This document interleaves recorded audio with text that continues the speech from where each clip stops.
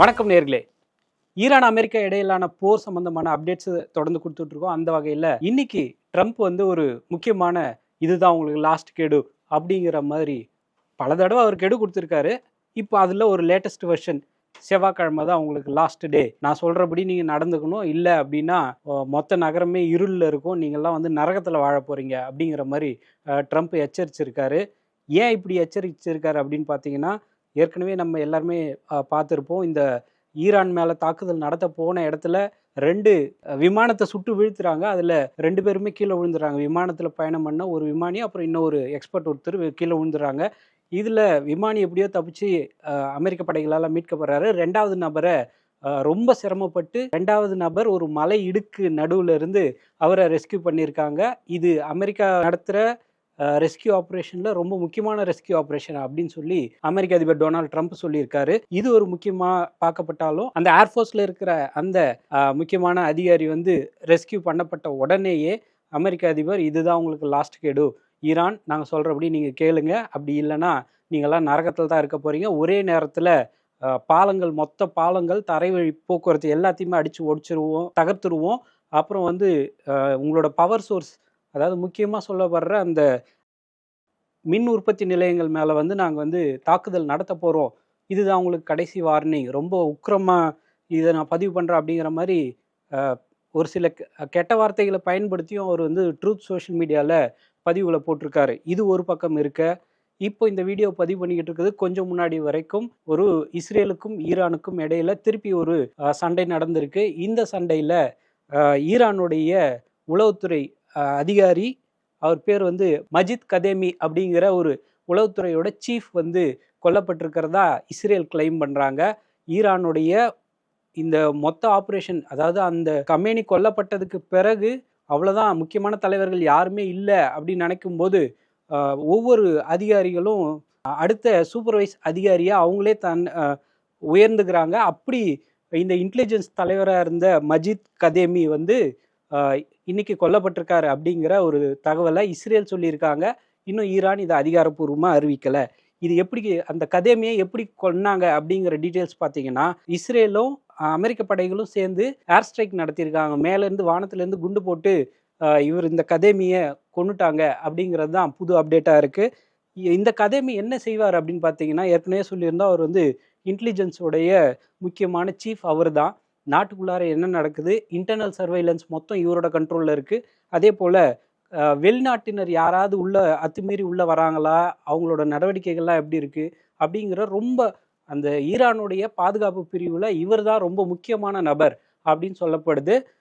இப்படிப்பட்ட கதேமியை கொன்னுட்டோம் அப்படின்னு சொல்லி இஸ்ரேல் கிளைம் பண்ணாலும், இது போல ஈரானுடைய முக்கியமான தலைவர்கள் ஒவ்வொருத்தரையும் தேடி தேடி வேட்டையாடுவோம் அப்படின்னு சொல்லி இஸ்ரேல் வந்து தங்களுடைய அதிகாரப்பூர்வமான எக்ஸ் பக்கங்களில் இதை பதிவு பண்ணியிருக்காங்க. கதேமி இறந்தது உண்மைதான் அப்படின்னு சொல்லி சர்வதேச அளவில் இருக்கிற ஜேர்னலிஸ்ட் எல்லாருமே இதை கன்ஃபார்ம் பண்ணியிருக்காங்க. இந்த கதேமி இறந்தது இந்த போரில் ரொம்ப முக்கியமான ஒரு நிகழ்வாக பார்க்கப்படுது. இது 2வது முக்கியமான தகவல். நீங்கள் வந்து நான் சொல்கிற அந்த காலக்கெடுவை நீங்கள் வந்து அக்செப்ட் பண்ணிக்கிட்டு தான் ஆகணும், ஹார்மோஸ் நீங்கள் திறந்து தான் ஆகணும் அப்படின்னு சொல்லி அமெரிக்க அதிபர் டொனால்ட் ட்ரம்ப் சொன்னாலும் ஈரானுடைய தரப்புலேருந்து ஒரு ஸ்டெப்பு கூட பின்வாங்கலை அப்படிங்கிறது தான் இங்கே நம்ம கவனிக்க வேண்டியது இருக்குது. ஸ்ட்ரெய்ட் ஆஃப் ஹார்மோஸுங்கிற ஒரு விஷயத்தை மட்டுமே வச்சு கண்ட்ரோல் பண்ணி அமெரிக்காவுக்கு இது ஒரு பெரிய சிக்கலாகவே மாறி இருக்கு, அவங்களால எந்த அட்வான்ஸ்மெண்ட்டும் பண்ண முடியல அப்படிங்கிறது தான் இப்போ நம்ம கவனிக்க வேண்டியது இருக்குது.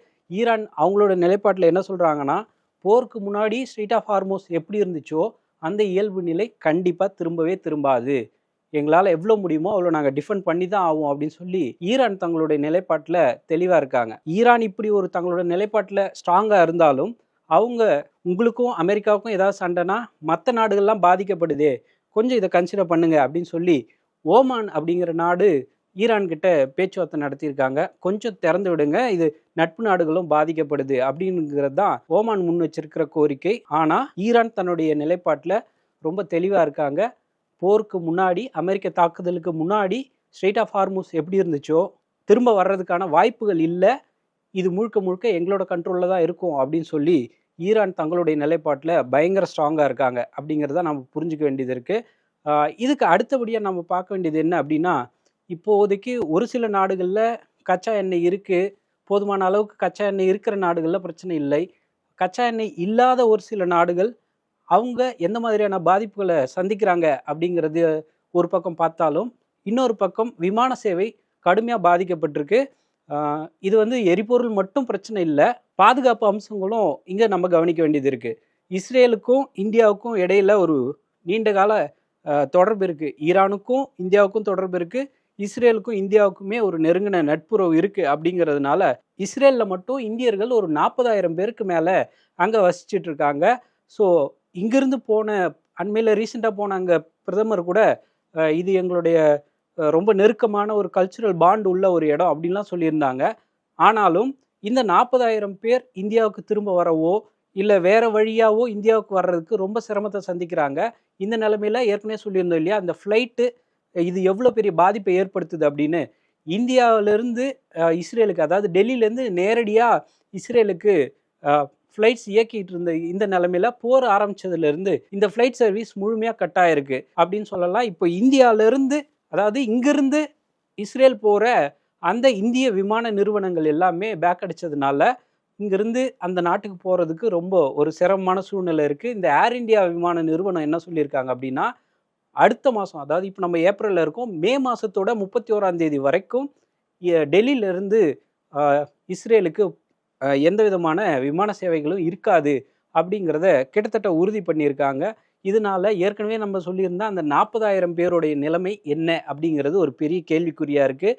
சப்போஸ் அவங்க வந்து தவிர்க்க முடியாத காரணத்துக்காக இஸ்ரேல்லேருந்து இந்தியாவுக்கு வரணும் அப்படின்னாலுமே அவங்க ஒரு நாட்டிலேருந்து இன்னொரு நாடு, அதாவது இஸ்ரேல்லேருந்து எதர் நீங்கள் ஜோர்டான் வரைக்கும் தரை வழியாக போகணும், ஜோர்டான்லேருந்து அப்புறம் அங்கேருந்து இன்னொரு கனெக்டிங் ஃப்ளைட்டு பிடிச்சி தான் நம்ம இந்தியாவுக்கு திரும்பணும். அப்படிங்கிறதுனால இது ஒரு தேவையில்லாத சிக்கல்களை ஏற்படுத்துது அங்கே இருக்கிற இந்தியர்களுக்கு. அதாவது இஸ்ரேல்லேருந்து ஒரு வழியாக ஜோர்டானுக்கும் போகலாம், அப்படி இல்லைனா இஸ்ரேல்லேருந்து எகிப்து வந்து எகிப்திலேருந்து இந்தியாவுக்கும் வரலாம். அப்படிங்கிறதுனால இந்த பயண சிக்கல்கள் ரொம்பவே அதிகமாக இருக்குது அப்படிங்கிறத நம்ம இங்கே கவனிக்க வேண்டியது இருக்குது. போர்னால ஈரானோட நிலைப்பாடு என்ன, ஸ்ட்ரெய்ட் ஆஃப் ஹார்மோஸ் என்ன நடந்துச்சு, அப்புறம் இப்போ இஸ்ரேலில் என்ன மாதிரியான பாதிப்பு இருக்குது, விமான சேவைகள் என்ன இருக்குது அப்படிங்கிற இந்த தகவல் பார்த்த நிலமையில நமக்கு பக்கத்து நாடுகளில் நடக்கிற சின்ன சின்ன இன்ஃபர்மேஷன் அப்டேட்ஸாக நம்ம கொடுத்துட்ருக்கோம். அந்த வகையில் அண்மையில் பங்களாதேஷில் சில கட்டுப்பாடுகள் விதிச்சிருந்தாங்க, லாக்டவுன் போடுறாங்க, இந்த மாதிரியான பிரச்சனைகள், அதாவது 6 மணிக்கு மேலே கடைகள் இருக்காது, இந்த மாதிரியான கட்டுப்பாடுகள் விதிச்சிருந்தாங்க இல்லையா. இதே போல் இன்னொரு போராட்டம் நடந்த ஒரு முக்கியமான நமக்கு பக்கத்து நாடான நேபாள்லேயும் இந்த கட்டுப்பாடுகள் வர ஆரம்பிச்சிருச்சு, ஜஸ்ட் பிகாஸ் ஆஃப் இந்த ஈரான் அமெரிக்கா போர்னால. அவங்க என்ன சொல்கிறாங்க அப்படின்னா, ஏற்கனவே கவர்மெண்ட் ஆஃபீஸர்ஸ் எல்லாமே வந்து 10 மணிக்கு வந்து 5 மணிக்கெல்லாம் ஆஃபீஸை க்ளோஸ் பண்ணுவாங்க நேபாளில். சனிக்கிழமை உங்களுக்கு வீக் ஆஃபாக இருக்கும். ஆனால் இந்த போர் காரணமாக இனிமேல் உங்களுக்கு 2 நாள் லீவ் அப்படின்னு சொல்லி கவர்மெண்ட் ஆஃபீஸர்ஸ் எல்லாத்துக்கும் ஒரு சுற்றறிக்கை கொடுத்துருக்காங்க. அது என்ன 2 நாள் லீவ் அப்படின்னாக்கா, ஏற்கனவே சொல்லியிருந்தோம் இல்லையா, சனிக்கிழமை மட்டும் வீக் ஆஃப் அப்படின்னு. இனிமேல் சனி ஞாயிறு 2 நாள் உங்களுக்கு வீக் ஆஃப். இந்த பிரச்சனை முடிகிற வரைக்கும் சனிக்கிழமை ஞாயிற்றுக்கிழமையும் கவர்மெண்ட் ஆஃபீஸர்ஸ் இயங்காது. முன்னாடி சொல்லியிருந்த மாதிரி 10 மணிக்கு வந்து 5 மணிக்கு போகிற அந்த நடைமுறையில் சின்னதாக ஒரு சேஞ்ச் பண்ணியிருக்காங்க. ஏன்னா ஒரு நாள் எக்ஸ்ட்ரா லீவ் வருது அப்படிங்கிறதுனால வாரத்தில் ஒரு மணி நேரம் ஏர்லியாக அவங்க வந்து கவர்மெண்ட் ஆஃபீஸர்ஸ்க்கு வந்துடணும். 9 to 5 வேலை பார்ப்பாங்க. இதனால சண்டேஸ் அலுவலகங்கள் இயங்காது. அதே போல் எஜுகேஷனல் இன்ஸ்டிடியூஷன்ஸ்லேயும் பெரிய சேஞ்சஸை அந்த நாட்டில் கொண்டு வராங்க. கச்சா எண்ணெய் விவகாரம், ஈரான், இஸ்ரேல், அமெரிக்கா இந்த போர்னால நமக்கு பக்கத்தில் உள்ள நாடுகள் கடுமையாக பாதிக்கப்படுறதை நம்ம பார்க்குறோம். நம்ம நாட்டுக்கும் கூடிய சீக்கிரம் இந்த நிலைமை வந்துருமோ அப்படிங்கிற ஒரு பயம் இருக்கிறத நம்மளால் பார்க்க முடியுது. இப்போ இந்த நேபாள் மாதிரி ஒரு சிச்சுவேஷன் நமக்கு வந்ததுன்னா அதையும் நம்ம எதிர்கொள்கிறதுக்கு தயாராக இருக்கணும் அப்படிங்கிறது தான் நம்ம இங்கே கவனிக்க வேண்டியது இருக்குது. இந்த ஈரான் அமெரிக்கா போர் தொடர்பான தகவல்கள் தொடர்ந்து கொடுத்துக்கிட்டே இருக்கும். இந்த மாதிரியான இன்ஃபர்மேஷன்ஸ் தொடர்ந்து மக்கள் பேச்சு சேனலில் நீங்கள் பார்த்துக்கிட்டு இருக்கலாம். என் பேர் ராஜா. நன்றி, வணக்கம்.